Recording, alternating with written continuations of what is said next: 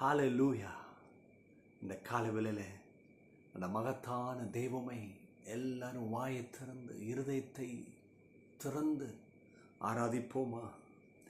அல்லேலுயா தேவனுக்கே, அல்லேலுயா ராஜனுக்கே, அல்லேலுயா தேவனுக்கே, அல்லேலுயா ராஜனுக்கே. தேவாதி தேவன் ராஜாதி ராஜன் என்றென்றும் நடத்திடுவார். தேவாதி தேவன் ராஜாதி ராஜன் என்றென்றும் நடத்திடுவார். எல்லா கரங்களை உயர்த்தி ஆராதனை ஆராதனை ஆராதனை ஆராதனை. அல்லேலுயா அல்லேலுயா ஆராதனை உமக்கே. அல்லேலுயா அல்லேலுயா ஆராதனை உமக்கே. துணையாளரே துணையாளரே, துன்பத்தில் தாங்கும் மனவாளரே. துணையாளரே துணையாளரே, துன்பத்தில் தாங்கும் மனவாளரே. கண்ணீரை நீக்கி காயங்களாற்றி கனிவோடு நடத்திடுவே. என் கண்ணீரை நீக்கி காயங்களாற்றி கனிவோடு நடத்திடுவே. ஆராதனை ஆராதனை ஆராதனை ஆராதனை. அல்லேலுயா அல்லேலுயா ஆராதனை உமக்கே.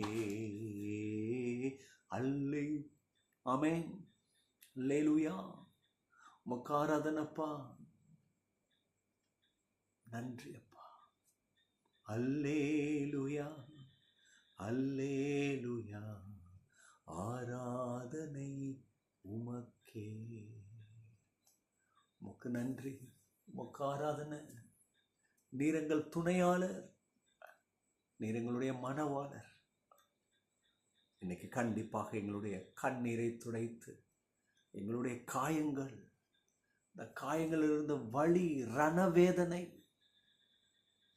தாங்க முடியாத வேதனை, எத்தனை வார்த்தைகள், எத்தனை தடைகள், எத்தனை நெருக்கங்கள், எத்தனை அவமானங்கள், இந்த காயம் அப்படி வேதனை. ஆனா கர்த்தர் இந்த காலவேளையில உங்களுடைய காயங்களிலே உங்களுக்கு மருந்து கொடுத்து காயங்களை சுகமாக்குவார். கண்டிப்பா உங்களுடைய எல்லா கேள்விக்கும் பதில் உண்டு. ஒருவேளை இந்த நாட்கள் போராட்டத்தின் நாட்களாக இருக்கலாம். கண்டிப்பாக அது முற்றுப்புள்ளி ஆகும். எவ்வளோ துன்பத்தை கண்டீங்களோ அது எல்லாத்துக்கும் கர்த்தர் பதில் செய்வார். அவர் உண்மையில் பிசகாதவர்,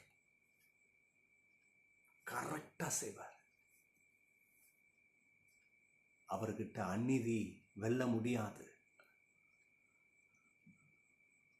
அவர்கிட்ட தீமையான காரியங்கள் தாக்கி ஜெயம் எடுக்க முடியாது. அவர் உண்மை உள்ளவர், அவர் உண்மையில் பிசகாதவர். இன்னைக்கு இந்த காலவெளியில நமக்கு இரக்கம் செய்வார், கிருபை செய்வார். ஆமென் ஆமென். எத்தனை பேர் நம்புறீங்க? பயப்படாதீங்க, நல்ல கர்த்தர் நம்மோடு கூட இருக்கிறார். ஆமென். இன்னைக்கும் இந்த வேதத்திலிருந்து ஆதாரமாக ஒரு வேத பகுதி எடுப்போம். 1 கொரிந்தியர் 3ஆம் அதிகாரம் 7ஆம் வசனம். 1 கொரிந்தியர் 3:7. கவனமாக கேளுங்க. வாசிக்கும் பொழுது கவனமாக கேளுங்க. இல்லை புஸ்தகம் இருந்துச்சுன்னா, அதாவது வேத புஸ்தகம் இருந்ததுன்னா திருப்புங்க. ஐயா, நடுகிறவனானாலும் ஒன்றுமில்லை, நீர் பாய்ச்சுகிறவனானாலும் ஒன்றுமில்லை. நடுகிறவனானாலும் ஒன்றுமில்லை, நீர் பாய்ச்சுகிறவனானாலும் ஒன்றுமில்லை, விளைய செய்கிற தேவனாலே எல்லாம் ஆகும். ரொம்ப அற்புதமான வார்த்தை இல்லையா? ரொம்ப கிளியராக இருக்கு. நடுகிறவன் என்ன பண்ணுறான்? அவன் தான் விதைய வைக்கிறான். ஒரு நல்ல விளைச்சல் வந்ததுக்கப்புறம், நான் என்கிட்ட இருந்த விதை போட்டனால தான், நான் விதை கொடுத்தனால தான் அப்படின்னு அவனும் மார்பு தட்ட முடியாது.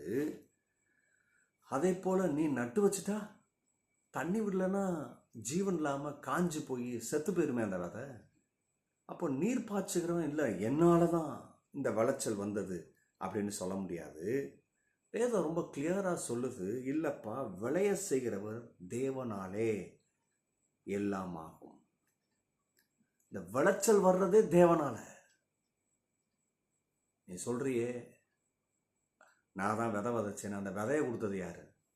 அதே போல நீ சொல்றிய தண்ணீரை நான் தான் பாய்ச்சேன், அந்த தண்ணீரை கொடுத்தவர் யார்? கொஞ்சம் கவனிங்க. ஏன் இந்த உதாரணத்தை இங்கே பார்க்குறோம்? இந்த உதாரணம் எதை காமிக்க விரும்புது, எதை சொல்ல விரும்புதுன்னா, இன்னைக்கு அநேக கிறிஸ்தவ விசுவாசிகள் சில காலத்தில் இந்த போராட்டத்தில் இருக்கிறாங்க. தவிப்பு, வருமான பற்றாக்குறை, நெருக்கம், ஆண்டுகள் ஓடிக்கிட்டே இருக்கு, சொந்த வீடை பார்க்க முடியல, அதெல்லாம் காணல் நீரை போல இருக்கு, அதெல்லாம் எட்டாத உயரத்தில் இருக்கு. அது போல பாருங்க, சில நன்மைகள், சில ஆசீர்வாதங்கள், வேலையில் முன்னேற்றம், பிள்ளைகளுடைய படிப்பு, பிள்ளைகளுடைய திருமண காரியம், பிஸ்னஸில் அப்படியே இருக்கிறனே, 6 வருஷம் ஆயிட்டே, 10 வருஷம் ஆச்சு, முன்னேற்றம் இல்லை, அப்படியே இருக்கு. ஊழியத்தை ஆரம்பிச்சு இத்தனை வருஷம் ஆச்சு, ஆத்துமா வளர்ச்சி இல்லை, விருத்தி அடையில, ஆத்துமாக்கள் புதுசாக வரல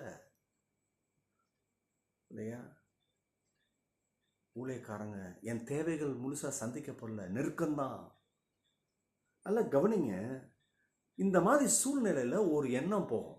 என்ன எண்ணம்னா, ஊழியத்தில் இருக்கிறவங்க, ஐயோ இந்த அவர்னா ஒரு மாதிரி நல்ல ஆசீர்வாதமாக இருக்கிறாரு, ஏன்னா அவங்களுடைய பெற்றோர்கள் போட்ட ஒரு அர்ப்பணிப்பு, அவங்க அந்த காலத்தில் வாங்கின இடம், அதனால தான் இவங்கன்னா இன்றைக்கி சர்வே பண்ணுறாங்க அப்படின்னு பேசுவாங்க. பார்த்தீங்களா?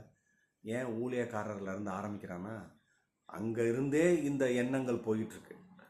அப்புறம் பாருங்கள், சில பேர் போராடிட்டு இருப்பாங்க. அவங்க சொல்லுவாங்க, எனக்கு மட்டும் கைட்லைன் பண்ணுறதுக்கு, என்னை வழி நடத்துறதுக்கு ஆள் இல்லாமல் போயிட்டாங்க, என்னை மட்டும் இதை படிக்க வச்சுருந்தாங்க போதும், நான் இன்னைக்கு எப்படி தரமாக இருப்பேன், எனக்கு மட்டும் இவங்க கை கொடுத்தா போதும், நான் எப்படி தரமாக இருப்பேன்.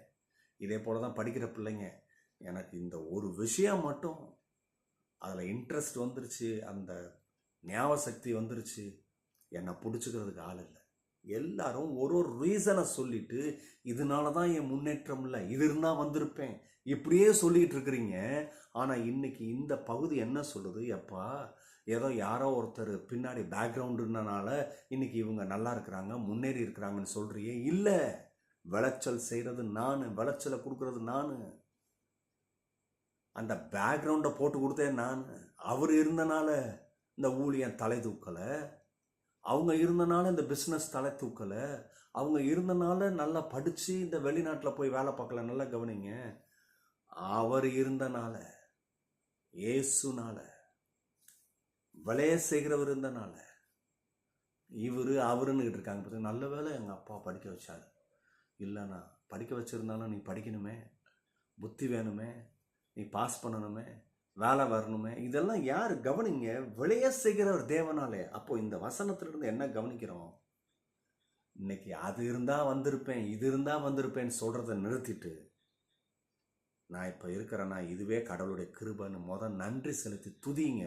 சொல்லிட்டு சொல்லுங்க, என் தேவனாலே எல்லாம் ஆகும். நான் இன்னைக்கு இப்படி இருக்கிறேன், ஆனால் அந்த நிலைமை இருக்காது. என் தேவனாலே சேனைக்குள்ளே பாய்வேன், ஒரு மதிலை தாண்டுவேன். நல்லா கவனிங்க. ஒரு உதாரணத்தை சொல்லிட்டு முடிக்கிறேன்.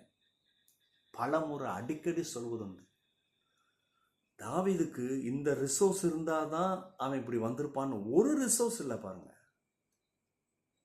அவரு எக்ஸசைஸ் பண்ணலை, ரொம்ப அனுபவம் இல்லை. ஒரே ஒரு அனுபவம், தேவ சமூகத்தில் ஆராதிக்கிற ஒரு ஆராதனை வீரனாக இருந்தார். கோலியாத்தை மீட் பண்ணார். ஃபர்ஸ்ட் மீட்டு, ஒரே மீட்டு. கதை அன்னைக்கே முடிக்கிறார்.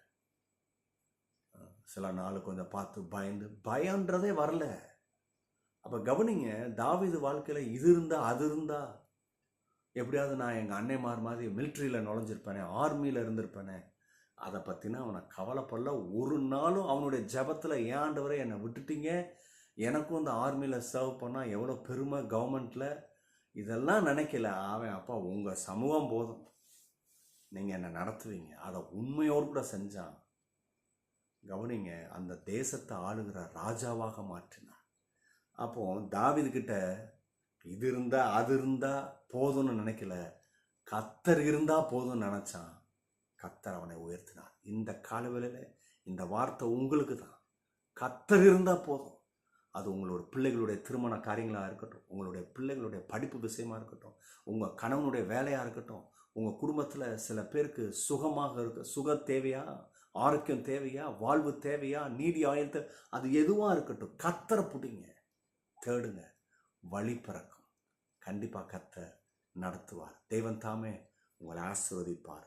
God bless you. Bye bye.